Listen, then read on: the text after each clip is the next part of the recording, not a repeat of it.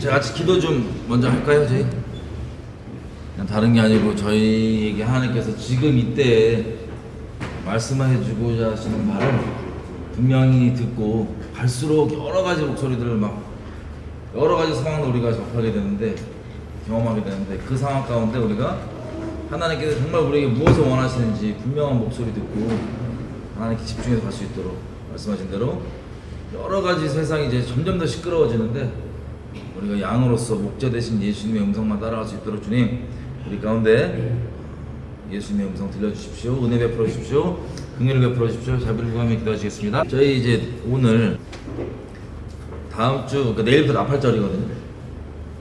나팔절 관련해서 저희가 잠깐 좀 나누고 얘기하겠습니다. 우리 다니엘서 볼까요? 다니엘서 12장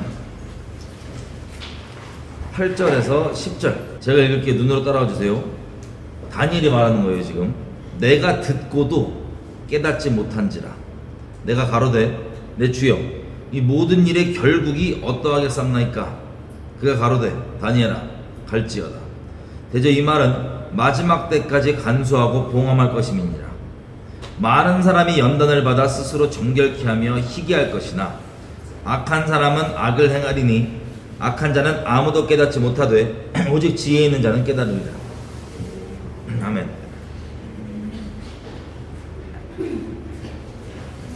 여러분 다니엘서가 뭔지 아시죠? 다니엘서가 사실은 요한계시록이요 나머지 창세기부터 다른 성경 66권 전체 가운데 기록되어 있는 그 기록되어 있는 내용들과 상관없는 갑자기 다른 별도의 계시가 아니라 그 기록되어 있는 내용들 중에 반드시 1점이라도 땅에 안 떨어지고 다 성취가 되는데 아직 성취되지 않은 내용들 있죠? 그걸 모아놓은 거예요. 그걸 모아놔서 좀 더 자세하게 풀어놓은 마치 구약에 예언되어 있던 메시아가 어떤 분이었는지 서신서에서 자세히 풀고 복음서에서 직접 이렇게 우리에게 삶으로 그 기록들을 보여줬던 것처럼 요한계시록은 원래 있는 기록들에서 아직 성취되지 않은 것들을 모아서 이렇게 풀어놓은 것입니다. 근데 그 중에 당연히 이제 구약의 요한계시록은 뭐냐면 다니엘서예요. 다니엘서를 보면은 당장 다니엘이 보기에도 너무나 난해한 내용들을 막 얘기해 주는 거예요. 그러니까 느부갓네살 꿈부터 시작해서 보면은 세상 끝날까지 다 얘기했잖아요. 어떻게 될지 세상 끝날까지 마지막에 돌들이 와서 그리스도의 나라가 와서 다 박살내고 어떻게 될지 이런 것들 다 보여주시고 간간히 다니엘서 7장 봐도 이런저런 막 큰 세력들 왕들이 나타나서 세상을 지배하는 이야기도 보여주면서 결국에는 구름 타고 인자 같은 이가 와서 심판하는 내용들 이런 것들 그러니까 끝까지 다 되어 있는 내용들인데 자 다니엘이 이거 12장이 마지막 장입니다. 근데 한참 듣고 다니엘이 하는 말이 뭐냐면 여러분 마지막 때 막 그 얘기 듣고 그리고 말세 관련해서 많은 얘기들을 막 여기저기서 인터넷부터 시작해서 들으시는데 잘 이해가 안 되시는 분들이 많이 있잖아요. 그죠? 걱정하지 마세요. 다니엘이 그럽니다. 8절 이거 결국 다 듣고 하는 말이 이거예요. 내가 듣고도 뭐였대요? 잘 모르겠는데 혹시 여러분 중에 마지막 때 내용 막 듣고 막 내가 몰라서 큰일 나는 거 아니야? 걱정하지 마세요. 당사자 다니엘도 잘 모르겠는데 깨닫지 못한지라. 근데 다니엘이 물어보잖아요. 결국에 그래서 그 복잡한 내용들이 있는데 그게 안 중요하다는 게 아니에요. 근데 깨달아졌지 않았어. 어떻게 될지 모르겠어. 근데 결국에는 그럼 어떻게 됩니까? 라고 다니엘이 물어봤더니 결론이 10절이에요. 가장 중요한 내용. 많은 사람이 연단을 받아 스스로 정결하게 하며 희귀할 것이나 악한 사람은 악을 행하리니 악한 자는 아무도 깨닫지 못하되 오직 지혜 있는 자는 깨달으리라. 그러니까 다른 거 더 몰라도 되고 그러면 중요한 게 뭐냐? 이 결국이 결론이 뭐냐 그랬더니 자, 두 종류의 사람이 나옵니다. 많은 사람이 연단이 있대요.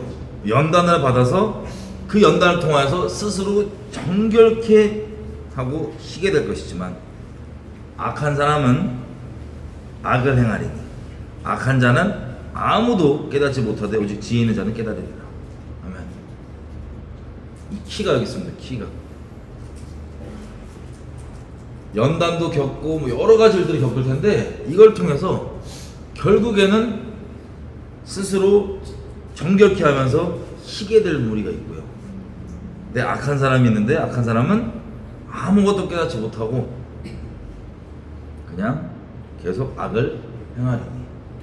그러니까 하나님 안에 속한 사람은 더더욱 정결해지는 길 가운데 나가게 되고 아닌 사람은 그냥 계속 그대로 악을 행하는 겁니다.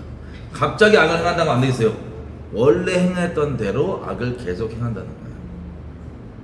뭐를 통해서도 연단, 어떤 사건, 상황, 뭐 하나님의 은혜, 조명하심 다 포함해서 이런 것들에도 불구하고 계속해서 악을 행한다. 이런 사람이 있고 여러 가지를 통해서 그게 무슨 일이든 연단 포함 하나님 앞에 스스로를 정결케 하며 희게 하는 사람들이 있다. 이게 다니엘이 마지막에 나 못 깨달았는데 결국에 어떻게 된다고요? 물었더니 이렇게 된다. 이게 결론입니다. 그래서 이 안 가운데 하나님 안에 계속 정결하게 가는 분들은 때에 맞게 하나님께서 필요한 것들을 깨닫게 해주시고 알게 해주시지만 악을 계속 행하는 사람들은 우리가 요 지난 몇 주 동안 계속 나눴잖아요. 아무리 회개에 대해서 얘기를 하고 뭘 해도 이해가 안 돼요. 무슨 말인지 모르겠어요. 헷갈려요. 그게 결국 뭐예요? 악을 행하기 위한 깨닫지 못함. 근데 진짜 깨닫지 못하는 게 아니고 깨닫기를 거부함이라고 표현할게요. 악을 위한. 자, 요 큰 두 차이가 있다고 성경이 얘기를 해주는 겁니다. 여러분, 내일도 나팔절이잖아요. 나팔절에서 저희가 간간히 한 번씩 나왔었는데 요즘에 최근 인터넷상에서 나팔절 얘기 엄청 많은데 한 번이라도 보신 분, 들어보신 분 9월 23일, 4일 휴거 있다, 뭐 이번 나팔절 휴거다, 그런 얘기 못 들어보셨어요? 원래요 매년 나팔절마다 올해가 휴거다 얘기가 항상 있습니다. 항상 올해가 휴거다. 그런데 제가 보니까 이번 연도가 유독 예전에 비하면 훨씬 많아졌어요. 이번 연도가 휴가다. 저 뭐 건너가는 지인부터 포함해서 이번 연도 휴가다, 다음 주 휴가다 막 그러는데 들으면 어떤 생각 들어요? 들으면 어떤 생각 들어요? 그냥 나는 별로 신경 안 써. 그러니까 깨어 있어야겠다는 생각밖에 안 들죠. 그냥 뭐 사실 휴거에 대한 믿음이 있어야겠지만 순교랑 똑같지 않을까 싶은데 우리가 순교의 상황이 돼서 순교를 할 수 있는 게 아니라 순교적 삶을 살아야 순교를 할 수 있는 것 같이 우리가 휴거의 삶을 살지 않는데 휴거가 될 수 있다? 불가능이라고 봅니다. 그래서 오늘이 휴거가 되든 다음 주에 휴거가 되든 뭐 언제 휴거가 되든 상관없이 저희는 휴거에 대한 믿음, 정결, 순결 그런 삶을 살고 있어야 되지 않을까라는 생각을 하죠. 저는. 그래서 보면 그래서 많은 사람들 관심이 많아요. 나팔절, 이번 나팔절 일 난다.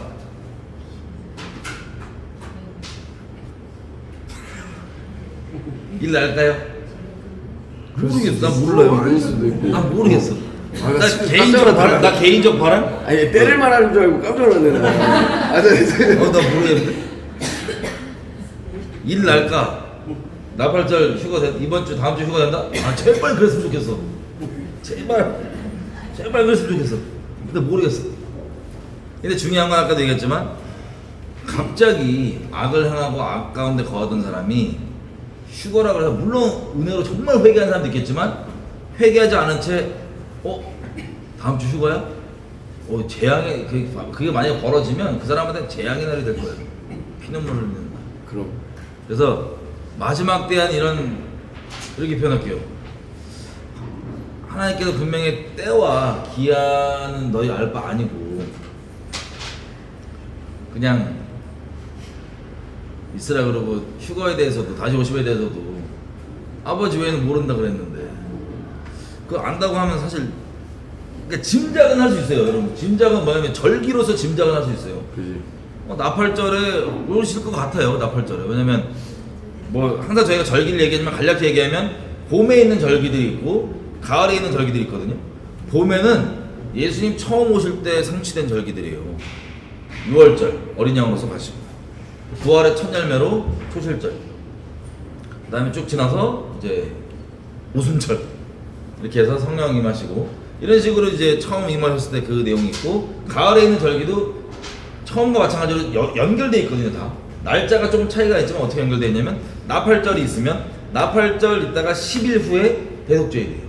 대독제일이 끝나고 며칠 있다가 그 다음부터 장막절이에요. 요렇게 이제 다시 오심이 이어진다고 추정을 하고 있습니다.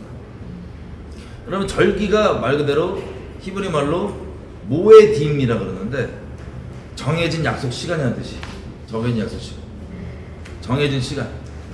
이 우리 헬라어로 얘기하면 카이로스라고 할 수 있어요. 카이로스들. 어떤 카이로스냐? 6월절 어린 양 오셔서 십자가 지셨거든.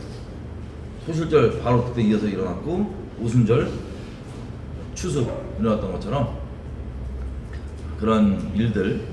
자, 정해진 때 그래서 나팔절과 대독제일과 장막절까지도 예수님께서 오셔서 심판하시고 그리고 천년왕국으로 영원히 같이 산다 시작된다라고 하는 그 절기들의 연결, 그렇게 제가 보고 있는데, 그래서 이제 사람들이 매년 나팔절만 되면 올해 휴가다, 아니 올해 휴가 되길 기대한다 그러면 저도 아멘이 돼요. 나도 기대하니까. 근데 올해 휴가다, 며칠날 휴가다, 난 모르겠어. 그치? 그런 말 해도 되나? 돼? 무서워요. 그래서 되게 어지러울 거예요. 왜냐면 상황은 점점 마지막 때 가까운 거 확실한데, 피부적으로 막 와닿는데, 그래서 정말 중요한 거, 다음 주에 휴가가 벌어지냐 안 벌어지냐보다 정말 더 중요한 거, 오늘 읽은 말씀, 이게 준비가 안 돼 있으면 다음 주에 실제 벌어진다? 뭐 아니라고 생각하는데 아니겠지만 벌어진다? 상관이 없는 거예요. 근데 그게 벌어질까봐 이렇게 임시적으로 하는 이게 아니고 평상시 때 하는 거야. 함께 있어야 된다는 그 내용을 저희가 좀 나누고 싶어서 오늘 시간 가져보려고 합니다. 이 사람들이, 나는 몰랐는데 이제 요 근래 사람들하고 만나서 교제하면서 존재적 음란이 드러나고 사람들하고 쭉 얘기하면서 회개에 대한 개념, 회개를 진짜 모르는 사람들이 너무 많은 것 같아요. 회개에 대해서 아예 몰라. 그리고 어떻게 지금까지 하나님 앞에 인도하심 받았지? 이 사람 어떻게 탈한국했지? 어떻게 지금 여기 우리가 같이 예배를 드릴 수 있지? 뭐 우리가 높다라는 말이 아니라 어떻게 이렇게 하나님 사랑하는 사람들끼리 모여있는 곳에 이런 사람들이 있지? 라는 생각이 들 정도로 회개에 대해서 아예 잘못 생각하고 있는 사람들이 너무 많아서, 사실 나팔절 자체가 우리가 거룩을 추구하고 거룩을 추구하고 순교를 추구하고 다시 오실 예수님에 대해서 그 방향성을 다시 잡고 우리가 거룩으로 나아가는 건데, 사실 그 거룩으로 나아갈 때 사실 회개가 빠질 수 없잖아요. 그렇죠. 근데 그 회개에 대해서 우리가 한번 얘기를 해봐야 될 것 같아요. 나팔절을 이제 여러 가지 뭐 따지면은 나팔을 뭐 언제 분다, 뭐 100번 분다, 나팔 입을 때 무슨 하나님 왕권 의미한다, 여러 가지 이유가 있지만, 막 의미들이 있지만, 되게 본질적으로 중요한 게 뭐냐? 대독제일이 그 다음에 이어지거든요. 나팔절 끝나고. 대독제일 전까지 뭘 하냐? 보통은 이제 자기가 잘못한 사람들 있죠. 잘못한 사람들을 한테 가서 이제 진짜 사죄를 하고 용서를 받아요. 용서를 구해요. 그렇게 사람 관계에서 잘못한 것들을 다 회개를 하고, 그 다음에 대독제일 날 보통 24시간 금식하면서 하나님 앞에 회개를 하는 거예요. 그러니까 세상 법정으로 따지면 이런 거 있죠. 잘못을 했어. 그러면 법정에서 내가 누구를 뭐 해를 끼치거나 뭐 죽였거나 죽인 거 잘못했잖아요. 그러면 그 법을 어겼잖아요. 그거에 대한 처벌은 무조건 받아야 돼요.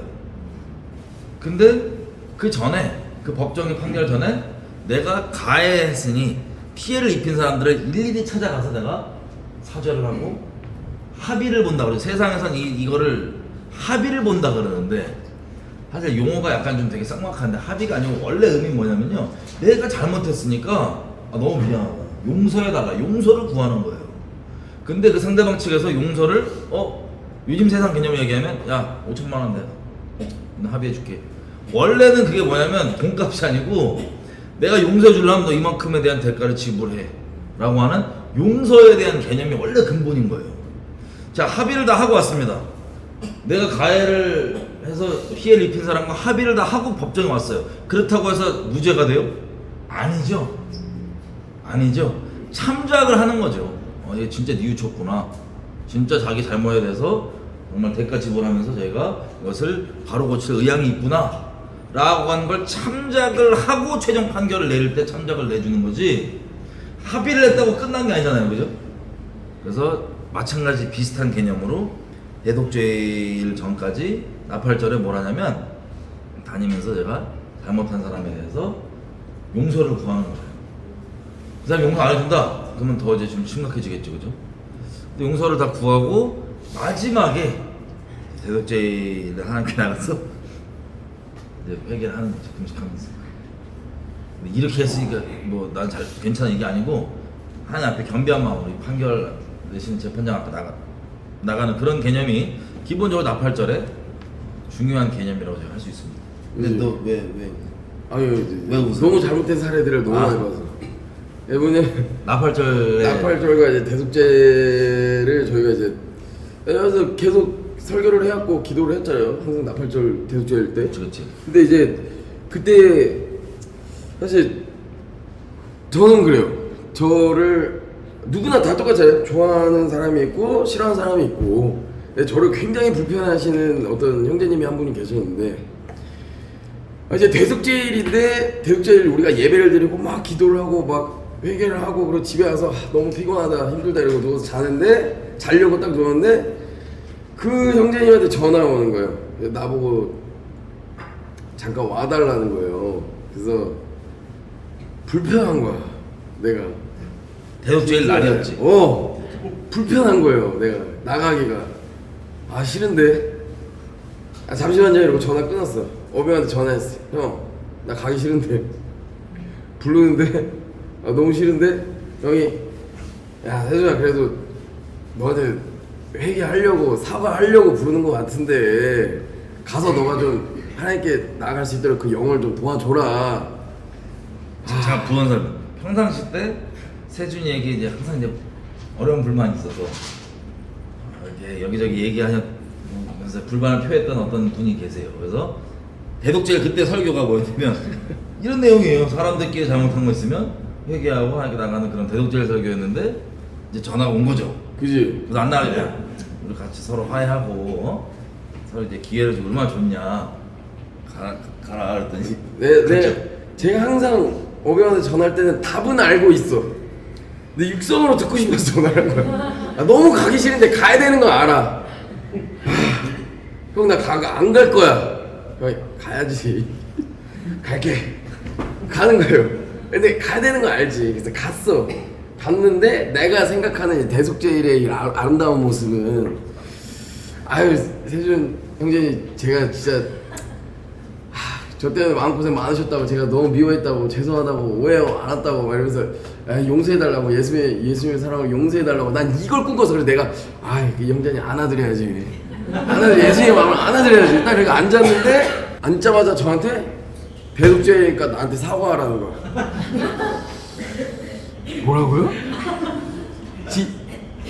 이게 맞아? 뭐라고? 막 알코올 섭취도 쭉 하셨나 봐. 휴전에서 저한테 사과하래. 그때 저를 별로 안 좋아하는 사람들 모임이었어. 한 3-4명 모여서 저 가운데 앉혀놓고 도마 위에 올려놓고 네가 나한테 어떻게 했고 그래서 내가 그래 나보다 큰 형들이야. 갑자기 또 엄청난 오해가 있었더만. 제가 뭐 먹는데 캔을 나 이렇게 찌그러뜨렸는데 이거를 자기한테 화나서 캔을 내가 주먹으로 쳤다는 거예요. 이런 오해들이 있어. 아니 그런 오해들이 있어요. 말씀해 주시면 제가 하나씩, 그리고 제가 그렇게 형들 앞에서 그렇게 화날 정도로 캔을 깨부셨으면 제가 직접 하겠지. 내가 왜 캔을 부시냐. 아니 말이 안 되지 않냐. 오해다. 근데 갑자기 막 회개하라는 거야 무조건. 그래서 내가 죄송한데 이거는 대속죄일 때 하나님께서 원하시는 그림 전혀 아니고 기뻐하시지도 않고 이거 너무 잘못된 모습이다. 나 집에 가겠다 하고 저는 이제 집에 와버렸죠. 그래서 이게 전형적으로 너무 잘못된 예시라 이게 본인이 겸손함으로 진짜 하나님 앞에 엎드리고 회개하는 마음으로 겸손하게 나아가야지 대숙제니까 놀러 와. 너 나한테 회개해. 나한테 잘못했다고 말해. 이거는 그러실 분 없죠? 설마 그러실 분 없죠. 이거는 나는 우리가 회개를 하는 거지. 그러니까 남이 나한테 잘못한 걸 카운트하는 게 아니고 그건 하나님은 그 사람이 정말 잘못한 게 있다면 알아서 할 일이고 내가 잘못한 것들이 있다면 그것들을 하나님 앞에 성령의 도우심으로 떠올리게 하신 것 때문에 그 사람에게 사죄하고 용서를 구하고 용서를 받고 그러라는 거지. 나 갑자기 전부 사죄한다고 이렇게 나한테 잘못한 것도 쭉 그런 건 아니, 그런 오해가 없기를. 여러 가지 사례를 말씀드려야 돼요. 어떤? 회개에 대한 회개를 거부하는 사례 이런 것들. 사실 우리가 되게 무서운 얘기인데 저희는 요즘에 하나님께서 이제 성령께서 저희를 인도해 가시는 그 어떤 상황과 과정을 보면 저는 되게 두려운 마음이 많이 들어요. 어떤 두려운 마음이 드냐면 이제 출애도 저희가 한번 있었고 근데 출애와 동시에 저희가 나눴던 그 말씀을 한번 기억을 해보면 여러분 에스겔서와 예레미야서에 보면요 계속해서 하나님께서 이 초반의 내용을 아주 기가 막혀서 말씀하신 내용이 뭐냐면 너희가 분명히 너희 자매라고도 표현하고 너희 자매 북이스라엘이 어떻게 배도하고 회개하기를 거부하여서 하나님이 이혼 증서를 내줘갖고 끊어버렸는지를 너희가 분명히 봤는데 그걸 보고 정확히 그걸 봤으면 두려워하고 하나님께 나와야 될 게 정상적인 반응일 텐데 그게 아니라 그걸 보고 오히려 더 악에 머물고 돌아오기를 거부하는 사례들을 얘기하시면서 하나님께서 너무 황당하다 막 억장이 무너져갖고 막 호소하시는 내용들이 에스겔서와 예레미야서에 많이 나옵니다. 마찬가지로 저희가 여러분 어떤 분들께는 출애가 큰 의미가 아닐 수도 있지만 사실 저에게는 되게 큰 의미거든요. 뭐냐면 지금 이때 이 상황에 만약에 생각해보세요. 여러분 만약에 출애 이 마지막 때, 이 급박한 때, 이 주님 오실 때 가까운 때, 이 표와 여러 가지 것들이 막 난무하고 지금 겨우겨우 막 모여갖고 있는 이때 회개를 거부해서 출애? 저는 너무나 큰 일이거든요, 저한테는. 그 영혼한테도 마찬가지겠죠. 근데 그걸 듣고도 동일한 패턴, 왜 자세히 말씀드렸냐? 동일한 패턴 가운데 있지 말고 돌이키라고 말씀드렸는데 그걸 듣고도 동일한 패턴, 동일한 상태, 동일한 반응으로 그대로 반응한 분들이 상당히 있어요. 저희 여기 여러분들 중에 한 분 한 분 만나서 두렵지만 돌이키길 거부하신 다음에 나가야 되는데 그런 분들이 지금 있어요, 여러분 중에. 저는 이게 되게 두렵거든요. 어떻게 그 내용을 그렇게 얘기를 했음에도 불구하고 똑같이 아니면 오히려 더 상태가 안 좋게 더 완악하게 마음을 먹고 그렇게 가실까?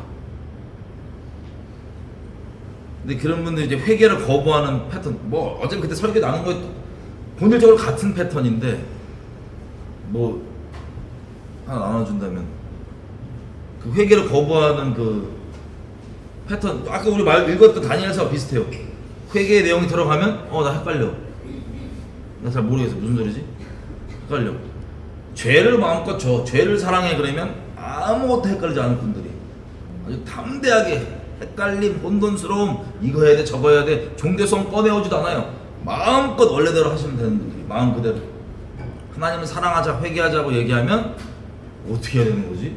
헷갈리는데 이렇게 해야 돼? 저렇게 해야 돼? 나 뭘 더 해야 돼? 내가 헷갈려 하시는 이 분들 이 똑같은 상태 그게 결국 회개를 거부하는 상태거든요. 회개에 사실 뭘 하라는 게 아니었는데 마음으로 하나님만 사랑하자는 내용이 죄를 마음으로 살아갈 때는 뭐 할지 아무것도 안 헷갈리는 분들이 하나님을 마음으로 온 마음 다해 사랑하자, 하나님만 사랑하자 그러면 갑자기 헷갈려져. 나 뭘 해야 돼? 어떻게 해야 돼? 이거 해야 돼? 저거 해야 돼? 무슨 뜻이야? 헷갈려. 자, 이게 아무것도 깨닫지 못하는, 스스로 이제 깨닫기를 거부하는, 제가 이 부분을 지난 설교들을 몇 번을 통해서 계속 말씀드렸죠. 스스로 깨닫기를 거부하는 거예요. 다른 것들은 조금만 조명돼도 조명이 이렇게 되고 깨달음이 이렇게 있는 분들이 하나님의 이 돌아가지 않은 내용들은 찔끔. 그러면 방법적으로 요것만 안 하면 돼? 요거 예를 들었으니까 설교 때 요 내용을 얘기 나왔으니까 요거 말고 딴 건 다 되지 등등. 깨닫기를 거부하는 그런 지경이 있는. 또 한 가지는 회개를 했더니 바로. 그래서 회개는 사실 진짜 첫 번째 단초가 사실 정직이거든요.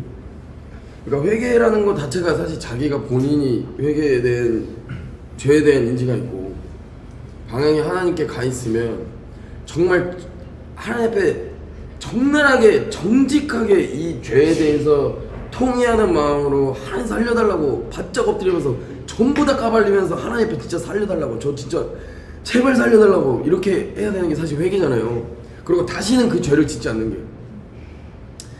근데 이제 회개를 하자 하면 죄인지 다 인지가 됐어요. 근데 하는 말이 뭐냐면 이 죄에서 또 넘어질 것 같아. 회개 안 한 것 같아. 나 이 죄 또 넘어질 것 같은데 회개 안 한 것 같아. 또 한 가지, 회개하자.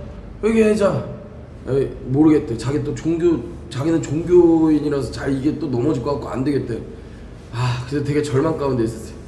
근데 이 친구가 회개하자 하는데 저는 이 친구가 양심에 완전히 화인 맞았구나 라고 생각을 했는데 하나님이 양심을 한번 찔러주셨어요. 그래서 제가 이제 멀리 떨어져 있을 때 저한테 막 죄 고백을 하는 거예요. 형 사실은 이러면서 쭉 얘기를 해. 되게 슬펐어요. 왜냐, 처음엔 기뻤는데 하나님이 양심을 찔러줘서 아직까지 하나님께서 포기하지 않으셨구나. 근데 양심에 찔럼을 주셔서 그 죄에 대해서 저한테 고백을 쭉 해야 되는데 막혀없이 쭉 해야 되는데 진짜 통회하는 마음이 하나님 양심에 찔러주셨으면 정직하게 쭉 회개해야 되는데 그게 아니라 요만큼만 오픈하고 하나님이 양심 찔러줬으니까 요만큼만 오픈하고 다른 거 퉁쳐버리는 거예요. 너무 정직하지 않은 게 저는 미리 알려주셨거든요. 하나님께서 너무 정직하지 않아서 얘를 도와주고 싶은 마음에 야, 너 안 정직해? 너 지금 하나님이 마지막으로 너 양심 찔러주셨는데 너 이거 마지막 기회 이렇게 날려보낼 거야? 너 지금 정직해? 정직하대. 오케이. 이 질문에 네가 그래도 맞다 그러면 내가 너 믿을게. 너 하나님, 너 영생을 걸고 얘기할 수 있어? 너 진짜 천국과 지옥을 걸고 얘기할 수 있어? 너 영생 걸 수 있어? 영생 걸고 맞대. 나 바로 지었어요. 저 바로 지우고 제가 하나님 앞에 회개했어요. 하나님 죄송합니다. 저는 그런 뜻이 아닌데 제가 덫을 놨습니다. 하나님 죄송합니다. 이거 취소해 주십시오. 이 새끼 이거 진짜 하나님 진짜 지금 이거 거짓인데 정직하지 못한데 하나님 용서해 주십시오. 제발 용서해 주십시오. 제 이거 취소해 주십시오. 그러고 나서 제가 이 친구랑 통화하면서 막 얘기했어요. 결국은 거짓이었어. 그래서 제가 이런 부분들이 회개라는 거는 하나님 앞에 정직하게 남이 나를 어떻게 생각하든 내가 스스로 나를 어떻게 생각하든 나를 어떻게 판결하든 상관없어요.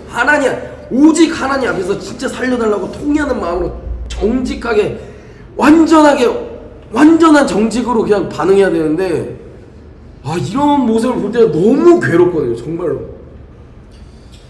그러니까 오해를 할 수 있는 게 뭐냐면 이제 다른 잘못을 세준이한테 고해성사를 한 게 아니고요. 얘한테 잘못한 부분을 이제 솔직하게 이제 얘기를 했던 거예요. 그 친구가. 그죠. 근데 그런 차원에서 이제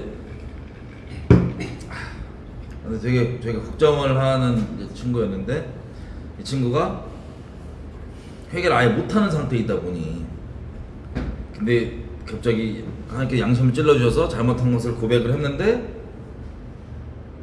그 고백 가운데 이제 진짜 부분만 하고 정말 통렬한 회개가 아니라 이렇게 했는데 이런 건 안 했다 저런 건 안 했다 이런 식으로 이제 그렇게 돼서 이제 너무 안타까워서 이 기회를 너 날려버릴 거냐고 제가 볼 때 마지막 기회였는데 너 살 수 있도록 기회를 주시면 날려버릴 거냐고 이렇게 얘기했던 그 상황을 이제 그죠. 이해를 했던 거예요.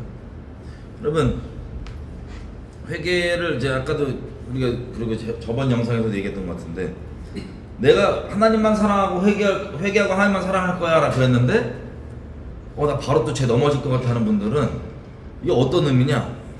그때도 얘기했죠. 이게 실제 사람이면 못 그러거든요. 사람끼리는 만약 부부끼리였다 그럼 못 그래요. 그때도 예를 들었잖아요. 정말 바람을 폈어. 막 난리를 났는데 진짜 내가 모든 대가 다 지불하고 모든 치욕과 수욕 다 받으면서 내가 용서를 해줬어요. 그래서 이 아내가 돌이켜서 나만 사랑한다고 이제 하는데 바로 하는 말이 오빠 나 근데 바로 바람 필 것 같은데 나 바람 못 끊으면 어떡하지? 라 그런다면 여러분 어떤 마음 드세요? 이 사람 진짜 돌이킨 거야 안 돌이킨 거예요? 돌이키고 싶은 마음이 없는 거예요. 학을 떼는 게 정상이거든요. 내가 미쳤구나. 진짜 돌이켰다면 내가 미쳤구나. 꼴도 보고 싶고 안 하고 당연히 막 경계를 일으키고 학을 떼는 게 정말 돌이켰다면 그렇게 되는 건데 그게 아니라 나 또 넘어지면 어떡하지? 나 또 바람 필 것 같아. 이 자체가 회개하지 않았다는 소리예요. 온 마음을 안 줬다는 소리예요. 자, 그게 이제 기본적으로 회개를 저희도 여지껏 계속해서 그런 분들 있다면 계속 일러주고 도와주고 했지만 이제는 저 때가 거의 된 것 같아요. 그래서 왜냐면 그 마음의 결정 자체가 사실 회개가 아니거든요. 그리고 여전히 죄를 추구하고 싶은 마음 가운데 거하면서 회개했다라고 지금 포장을 하는 건데 사람인 우리인데 생각해보세요. 여러분들이 만약에 여러분 배우자 그랬어. 그럼 여러분 그 결혼 이어갈 수 있어요? 그 결혼 이어갈 수 있어요? 사람인 우리도 이건 안 되는 거야. 이해가 돼요? 근데 하나님 앞에 그걸 아무렇지도 않게 여지껏 그래왔으니까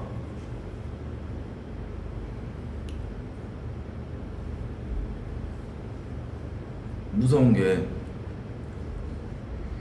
회개를 못한다고 일단 표현해 볼게요. 안 하는 거지만 원래는 안 하는 건데 나중에 가서 회개를 못하는 분들이라고 제가 표현해 볼게요. 왜 못하는 줄 아세요? 계속해서 반복적으로 하나님을 어두운 데서 제끼는 걸 일상 삼아왔기 때문에 계속 제껴왔기 때문에 하나님께서 그 선택대로 너 그렇게 하나님 자비를 계속 베풀어 주셨는데 너 계속 그렇게 선택했어? 너 선택대로 오케이. 그래서 회개 못하는 거예요. 근데 하나님 회개 안 시키는 게 아니라 몇 번이나 기회를 줬는데 본인이 그렇게 악하게 선택을 안 해왔기 때문에 너 선택 따라서 그러면 그렇게 상실한 마음대로 내버려 두시는 거예요. 그 회개를 그분들은 이제 못하겠다고 표현하죠. 아니요. 못하겠는 게 아니고 어두운 데서 하나님의 자비를 계속 의지적으로 대놓고 제껴왔기 때문에 그 선택에 따라서 하나님께서 오케이 너 결정한 대로. 그래서 결과적으로 나오는 게 나 못 알아듣겠어. 저희가 듣기는 들어도 깨닫지 못하리고 보기는 보아도 깨닫지 못하여 저들이 혹시 진짜 듣고 진짜 봐서 돌이켜 나에게 고침을 받을까 염려하노라. 하나님 뭘 염려한다고요? 회개할까봐. 무수한 기회를 의도적으로 하나님 앞에 계속 제끼면서 하나님한테 다른 것도 선택해온 사람들에게 너 선택대로 내가 그렇게 해줄게. 이게 결과인 거예요. 회개를 못한다라고 표현하는. 근데 근본적으로 따지면 회개를 못하는 게 아니라 하나님이 본인을 계속 제껴왔던 거예요. 그거에 대한 결과로 너의 선택대로 내가 그대로 주는 거야 라고 하시는 그 무서운 상태가 확인되는 게 지금 우리 상태들이에요. 너무 소름 끼치는 게 회개하자 얘기하면 처음으로 나오는 말이 뭐 비슷한데 7번 넘어져도 8번 일어날 수 있는 거죠. 그럼 하나님 또 용서해 주시는 거죠.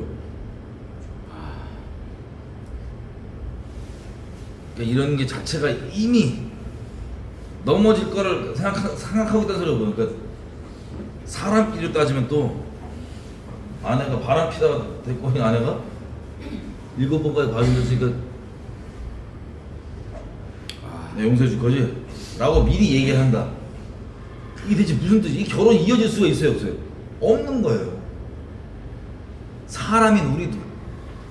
근데 거룩하신 하나님 그분이 그 자비와 그 십자가 지신 거 그 공로로 우리 죄를 용서해 주려고 이미 다 이뤄 놓으셨는데 그 앞에서 그걸 듣고 깨달았다 그러고 눈물까지 흘리면서 고마워 감사해 너무 날 사랑해 주는 거야. 근데 나 또 죄질 것 같아. 나 또 바람 필 것 같아. 근데 나 바람 못 끊으면 어떡하지?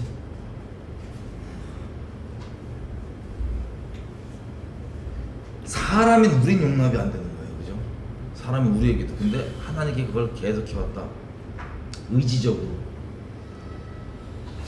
그게 왜 회개가 아닌지 알겠어요? 말로는 나 회개할게. 근데 나 바로 넘어질 것 같아. 이게 왜 회개가 아닌지 이해가 되세요, 이제?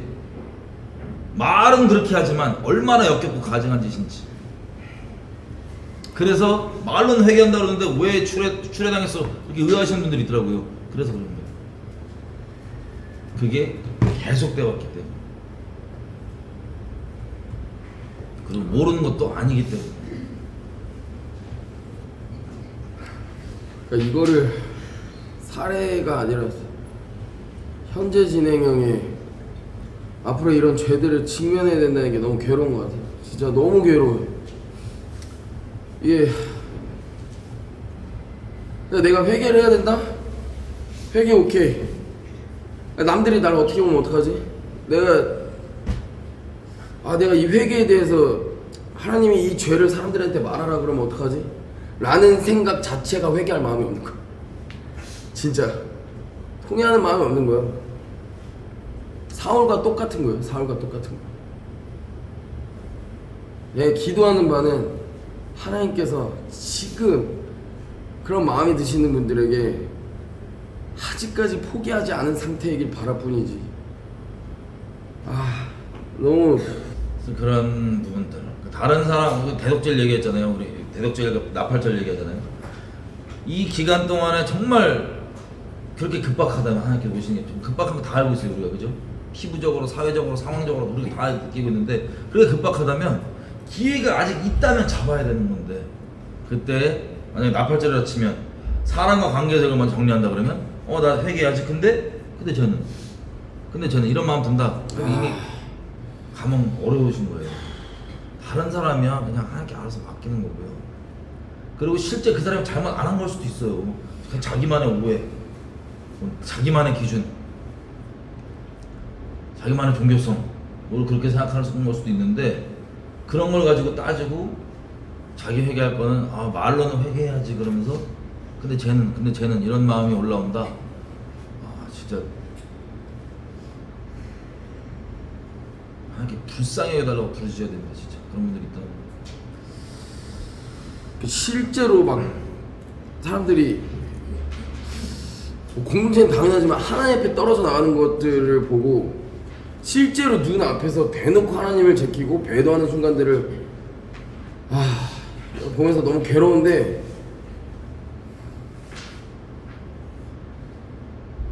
너무 두려운 때에 살고 있어요. 너무 두려운 때 살고 있고 진짜 문이 닫혀요. 진짜로요. 요즘에 정말 많이 두려운 마음으로 정말 보고 깨닫게 되는 게 진짜 하나님께 닫으시는구나. 닫아요. 진짜요. 진짜 닫으시는 거지. 진짜 닫아요. 기회가 있을 때 우리가 돌이키는 거지. 그러면 우리 항상 얘기하죠. 지옥에서 왜 슬피 이를 가며 계속 그러냐. 그 기회를 안 잡았기 때문에 후회해서 계속 일을 가는 거거든요. 너무 후회스러워서, 너무 한탄스러워. 그게 마지막 기회였어? 그게 나한테 마지막 기회였어? 진짜 닫아요. 닫혀요. 진짜 마지막이에요. 자, 잡으셔야 됩니다, 진짜. 그래서 진짜 닫혀요. 애든 어른이든 상관없어요. 이 기회 못 잡으면 끝나요, 진짜. 여러분들은 막 겁주라고 말씀드리는 게 아니라 정말 마지막에 진짜 다친다니까. 그러니까 죄를 계속 추구하는 분들에게는 날 겁박하나라고 들리겠지만 그게 아니고요.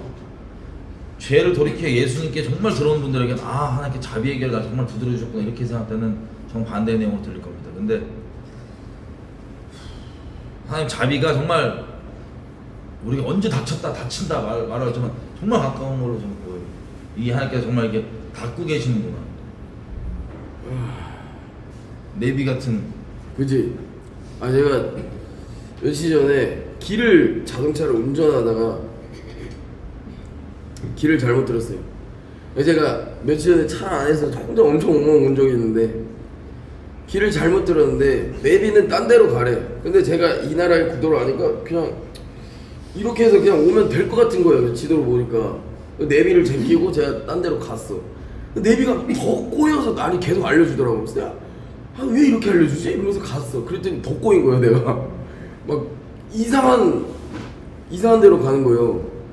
그래서 내가 다시 유턴해서 이제 내비대로 가야겠다 마음 먹었어. 이게 엄청 뺑뺑 돌았거든 혼자. 훨씬 막 차가 막혔길래 혼자 좀 빨리 가려다가 더 뺑뺑 돌았어. 그래서 하다가 딱 보는데 순간 레마로 하나님께서 이 그냥 전자기기 이 내비게이션도 내가 길을 잘못 들면은 포기하지 않고 길을 새로운 길을 계속 알려주는데 하물며 하나님께서 내가 설사 잘못 들었다 할지라도 혹시 내가 죄 가운데 거한다 할지라도 하나님께 쉽게 포기하랴. 지금이라도 내가 겸손한 마음으로 하나님 앞에 속해 있다면 하나님께서 새로운 마음 내비게이션도 날 포기하지 않는데 하나님께서 날 포기하셔라 하실까 이런 생각에 저 혼자 하나님께 너무 감사하다고.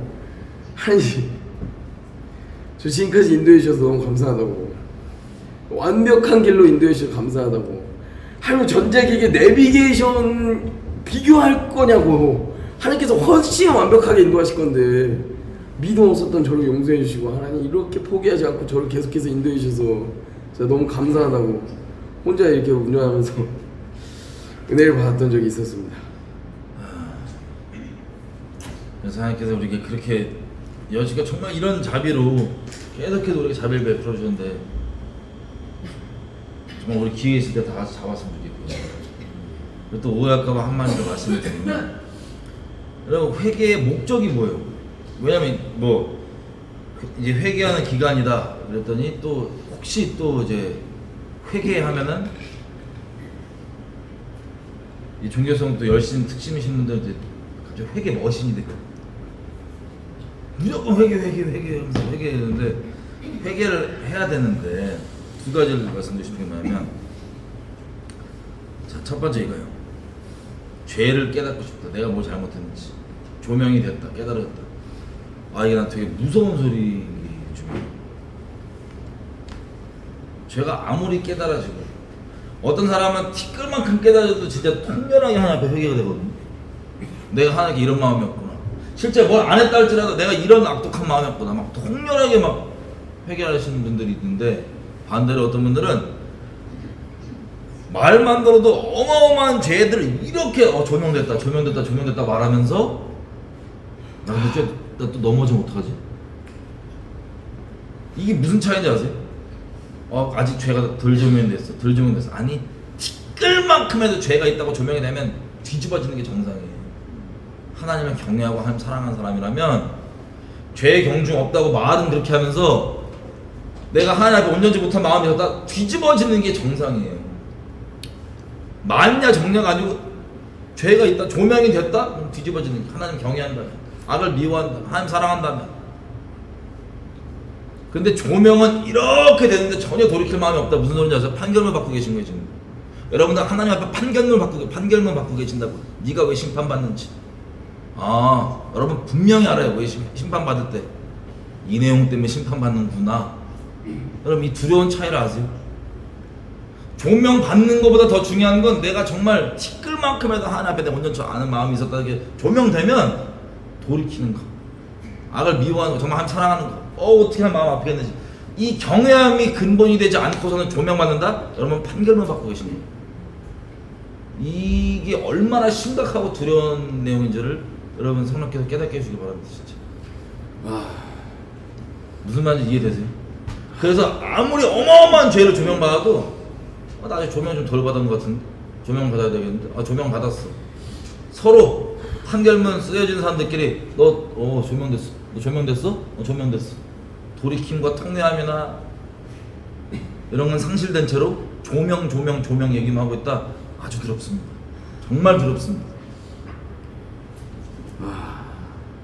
작은 거라도 내 마음이 하나님 앞에 마음을 경찰해서 하나님 앞에 내 마음이 온전치 않았다? 통회하는 게, 돌이켜지는 게 답답한 거야. 그 경외함과 한 사랑하는 마음이 중요한 거야. 사랑하는 이분을 내가 마음 아프겠구나. 내 이분은 이렇게 이게 없이는 조명받는다는 것 자체가 얘기 들을 때 너무 두려운 마음으로 그런 얘기 듣고 있습니다. 조명받았다는데 무시무시한 얘기를 어마무시한 얘기를 죄를 조명받고 있는데 그다지 대수롭지 않고 낄낄대고 충격이 너무 두려운 마음인 거예요. 두 번째, 그러면 또 회개하라 그러면 막 회개 머신이 돼갖고 진짜 그냥 계속 무릎 찔러가면서 회개하는 분들 있어요. 여러분 회개의 목적이 뭐예요? 우리가 사람 사이에서 얘기를 한번 해볼게요. 여러분 배우자. 우리 아내가 바람을 막 폈어. 근데 회개를 했어. 회개를. 이 회개의 목적이 뭐예요? 원래 저랑 서로 사랑해야 되는 관계인데 그 사랑을 방해하고 사랑을 안 하고 있었기 때문에 그게 문제인 거예요. 그죠? 근데 회개를 한다고 해놓고 자꾸 나한테 안 오고 뭐만 하냐면 나 또 존재되고 나 또 가능한 나 또 이것만 계속 자기만 뒤적거리고 이러고 있어. 아니 회개의 목적이 뭐냐면 하나님과 원래 사랑하는 사이로 그렇게 돌아오는 거죠. 원래 서로 사랑하는 사이로 그 친밀한 코이노니아 가운데 영원토록 동행하는 이게 목적인데 이 목적 내팽개쳐버리고 회개해야 돼. 나 회개해야 돼. 아니 잘못한 건 회개해야 되는데 그 목적이 뭐냐고요. 여러분들을 회개 종교 머신 만들려고 하나님께서 나팔절 같은 거 만들고 대육절 같은 거 만든 게 아니라 정말 돌이켜서 하나님과 함께 거리낌 없는 예수님께 다 이루어주셨으니까 그 예수님 공로 의지해서 하나님과 영원토록 사랑하면서 가는 그 마음을 나누는 코이노니아를 회복하기 위해서 회개가 필요한 거지. 회개는 수단이지 목적이 아니에요. 그지. 목적은 하나님과 영원토록 거리낌 없이 마음 나누며 사랑하는 그게 목적이고 죄가 방해가 되니까 회개하는 거예요. 그래서 회개를 하면은 보통 이제 저도 개인 상담을 하다 보면 회개 이꼴 꼭 무슨 뭐 금식 혹은 뭐 기도 금식화되어 있는 분들이 있는데 정말로 돌이킨다는 전제라면요 뭐 꼭 무슨 뭐 금식 며칠 뭐 이런 게 어떤 사람은 필요할 수도 있지만 그게 꼭 기준이 되는 게 아니에요. 어떤 분에게는 나 3일은 이런 죄는 3일은 금식해야지 회개하라는 그런 분이 있다면 하세요. 근데 3일을 금식을 해도 그걸 했다고 여러분 그 마음을 안 돌이키냐 안 돌이키냐 그거는 별개 문제예요. 정말 그걸 돌이키고 이걸 미워하고 하나님 사랑하냐 이게 본질인 거지. 이게 될 수만 있다면 뭐 3일을 하든 100일을 하든 하루도 안 하든 상관없는 거예요. 이게 중요한 거예요. 그지. 정말 악을 미워하고 하나님과의 그 예수님 공로 의지하여서 회개하고 그 용서 안에서 동행하는 거 이게 목적인 거예요. 도닦기로 가시지 않기를 좀 부탁드립니다. 회개 관련해서. 호세아 말씀에 그러니까 이게 회개가 돌아오라는 뜻이거든요. 호세아 말씀에 이스라엘아 너 하나님 여호와께로 돌아오라. 이 돌아오라는 뜻. 이사야 말씀에 악인은 그의 길을 불의한 자는 그의 생각을 버리고 여호와께 돌아오라. 돌아오라는 그 히브리어 단어로 테슈아라는 거야. 테슈바 뜻이 돌아가다, 되돌아오다, 회복하다라는 뜻인데 그러니까 어명이 지금 말한 조명만 받는다? 이것과 회개의 차이는 그러니까 후회예요. 후회. 나 잘못했다. 나 잘못했네. 여기서 멈추는 감정적인 표현을 후회. 가련유다 가는 거. 그죠? 회개는 테슈바. 다시 돌아가다. 하나님과 관계 하나님 안으로 들어가다. 하나님 안에 회복되다. 우리는 정말 테슈바가 필요한 거예요. 단순한 죄의 고백의 행위, 내 후회의 행위, 내 죄의 나열 이게 전부가 아니라 그냥 내가 미친 죄를 지었구나. 하나님께 돌아가야겠다. 하나님과 회복해야겠다. 내가 미친 죄를 지은 거다. 조명해 주셨으면 나 잘못했네. 나 이제 조명됐고 이제 조명됐고 이제 조명됐네. 후회스럽다. 아니라 회복하자. 다시 순결하게 가자. 하나님 안에 들어가자. 이렇게 테슈바. 우리가 이제 지금 얘기 나온 것처럼 우리가 혹시 오해하는 부분들이 뭐냐면 가론유다 같은 경우도 아까 얘기했지만 가론유다가 죄를 조명 안 받은 게 아니에요. 내가 대체 무슨 일을 한 것인가 조명을 받았어요. 근데 거기서 그쳤어요. 아, 그지. 거기서 그치고 돌아와야 되는데 거기서 그친 거예요. 이게 두려운 겁니다. 그럼 가론 유다가 거의 뭐 지옥 뭐 안 믿는, 북한에서도 알죠. 북한에서도 욕이 유다 같은 놈이 욕이에요. 북한 사람들도. 그러니까 안 믿고 마귀 짓거리 하는 이 사람들도, 마귀 숭배하는 이 사람들도 가론 유다가 지옥의 상징인데, 오해하지 말으셔서 이렇게 가론 유다가 조명 안 받았냐? 받았어요. 조명까지만 받았기 때문에 문제인 거예요. 돌이켜야 됩니다. 베드로도 예수님을 3번이나 부인했고 조명이 됐어요. 가룟 유다와 베드로의 차이는, 베드로는 죄책감 속에 조명만 받고 끝나지 않았어요. 하나님 앞에 나아갔고, 예수 앞에 나아갔고, 그걸 이겨내고 예수님께 돌아갔죠. 그리고 예수님의 그 음성이 내 양을 먹이라 안에 아멘함으로 하나님 계속 전진의 빛 가운데로 계속 나왔어요. 죄책감에 머물러 있지 않았어요. 그래서 그런 근본적인 차이들을 이해를 하고 저희가 나팔절이 이제 시작되는데, 나팔절 동안 좀 이렇게 하나님 앞에 관계가, 나팔절과 대속절까지 하나님 앞에 관계가 온전히 정리되는 여러분들 되시기를 축복하는 마음으로 제가 나 되게 두려운 마음이 들어요. 왜 이렇게 자세하게 좀 하냐면, 정말로 정말 문이 닫혔구나. 거의 닫혔구나. 진짜로. 정말 마지막 기회들이구나, 전부 다. 진짜야. 너무 두려워요. 진짜로. 진짜가 마지막이야. 진짜. 뭐 오늘이 마지막이 아니라 진짜 얼마 안 남았어. 진짜 문이 닫힌 게 너무 느껴져요. 그리고 옛날에는 이 정도까지 아니었는데 어떤 느낌이냐면, 회개를 못해 사람들이. 그러니까 결산에 뗀 거예요. 너무 두려워요. 여지껏 너무 계속 두려워요. 왔던 게 확인되는 무서운 결산에 뗀 거예요 지금. 마지막 이것만 나누고 제가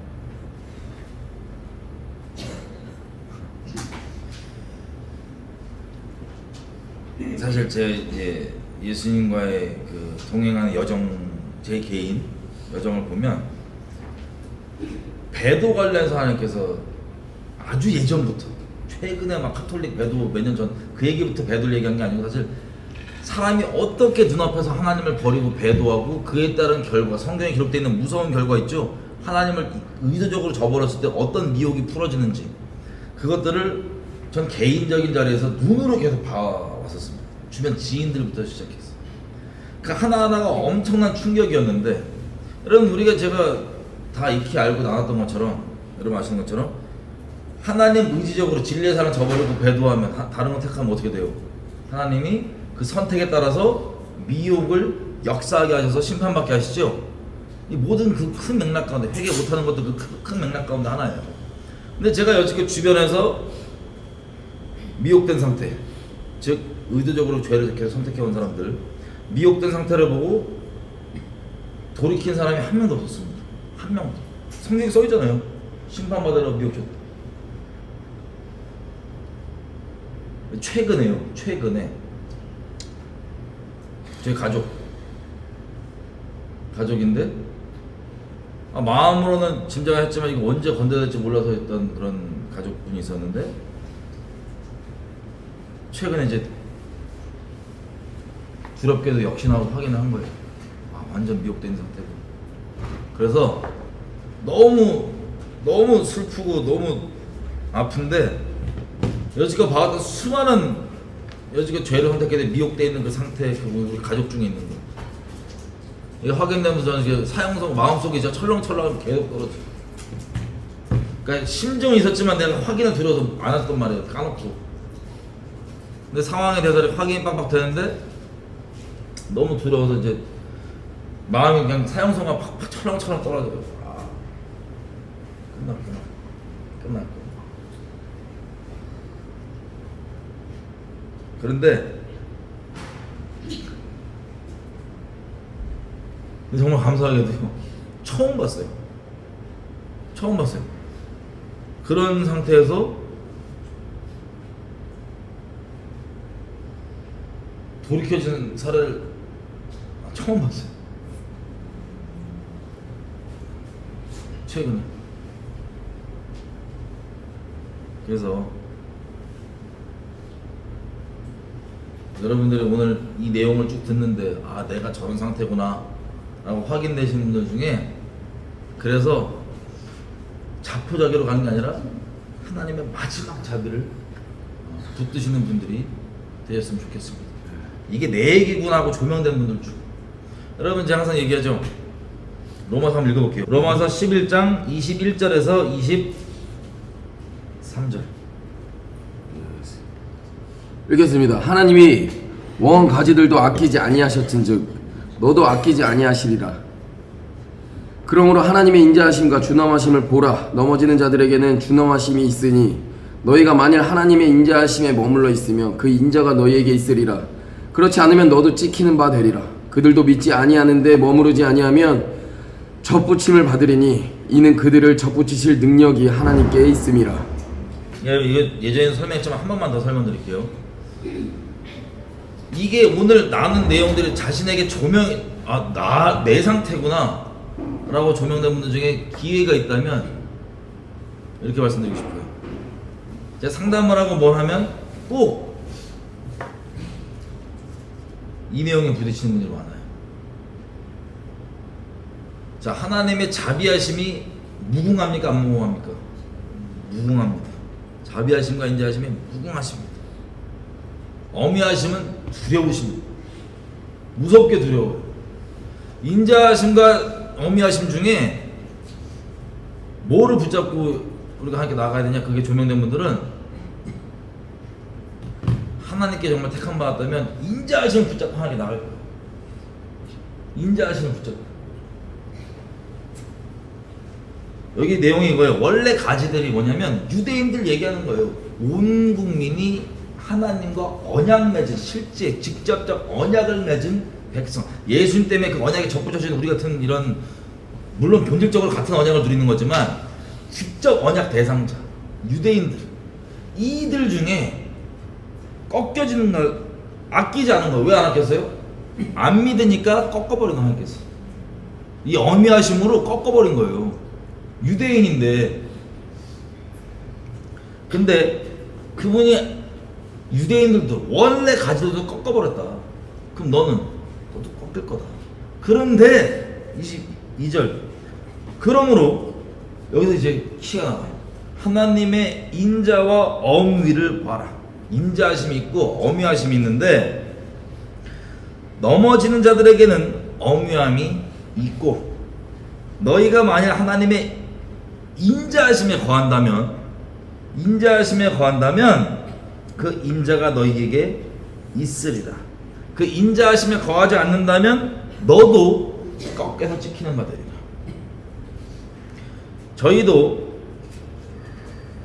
저희가 누구예요? 원래 꺾였던 원가지, 하나님 꺾였다고 하는 원가지들 저희도 믿지 아니하는데 거하지 아니하면 말이 어려운데 안 믿었기 때문에 꺾었죠 하나님께서. 근데 안 믿는 상태로 꺾었는데 그 믿지 않는 상태에 돌이켜서 다시 믿는다면 뭐를 얻으래요?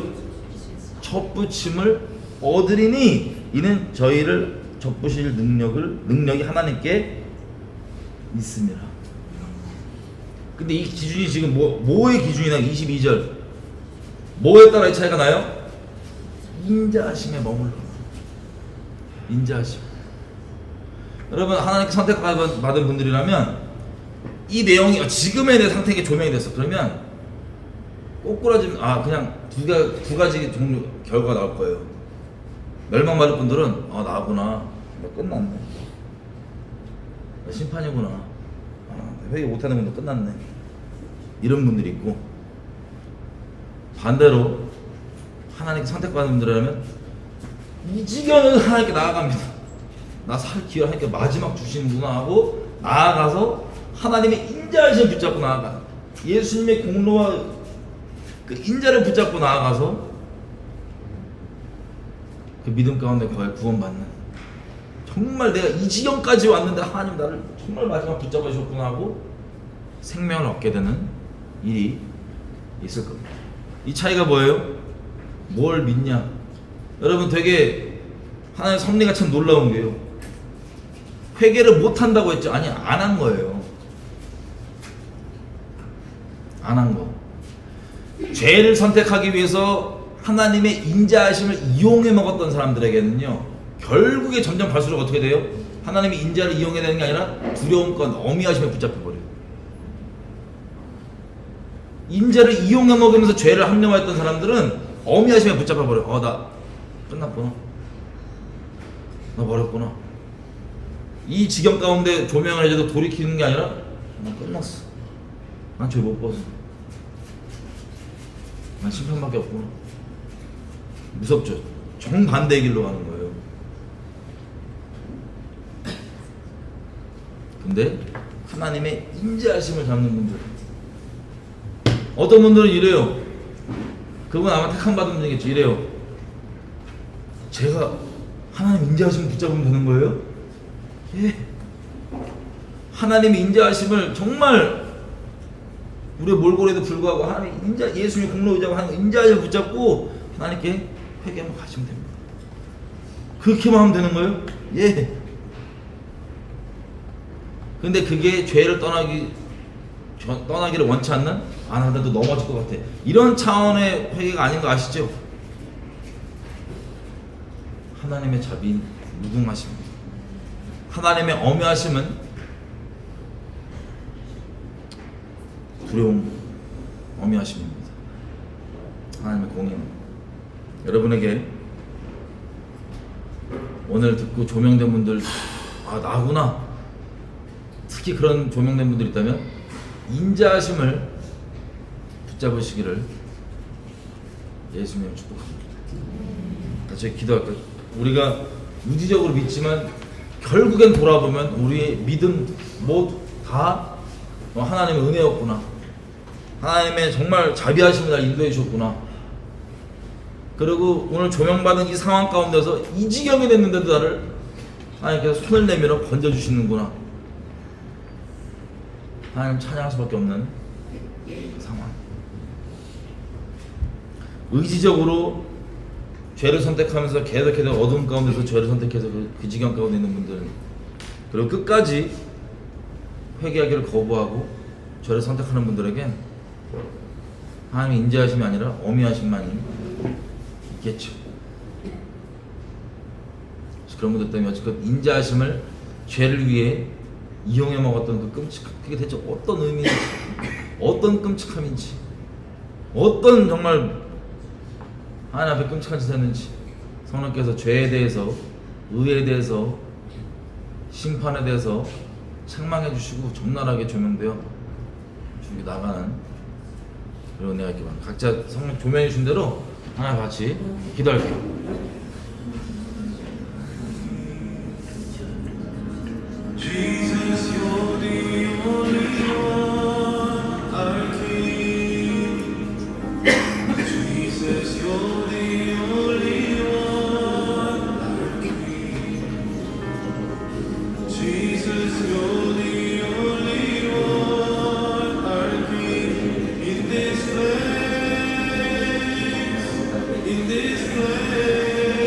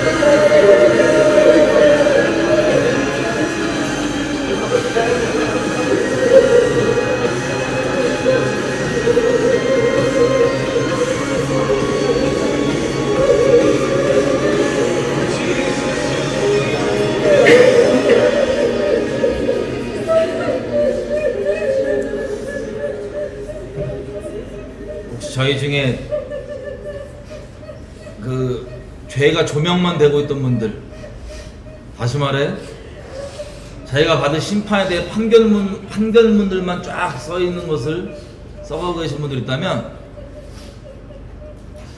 두려운 마음으로 정말 이 기회가 있을 때 회개했으면 좋겠어요. 난 그건 조명됐어. 나 이랬어. 그런데 회개하지 않고 있는 이 모습이 얼마나 무서운 것이지. 하나님의 약속이 무엇입니까? 너는 내게 돌아와라. 내가 너를 구속했다. 돌아오면 너희의 죄를 기억지 아니하리니. 정말 회개한다면 그 쓰여진 판결문은요 사라질 거예요. 기억지 아니하게 될 거예요. 아니겠어요? 근데 그렇지 않다면 나 조명됐어. 이렇게 조명됐어. 넌 뭐가 조명됐어? 이게 더 조명돼야 될 것 같아. 조명이 더 필요해. 판결문을 계속 써내려가시면서도 두려움이 전혀 없어진 분들, 스스로 심지어 재판장 자리에까지 앉아서 판결문 쓰면서 이 정도는 가벼운 죄지, 자기 판결문을 보면서 그러신 분들 있다면 여러분 마지막 기회가 있을 때 잡으시길 바랍니다. 제가 많이 기도할 때 하나님, 내가 죄에 대해서 정말 죄로 여기지 않고 그렇게 학을 떼지 않았던 것 같아요.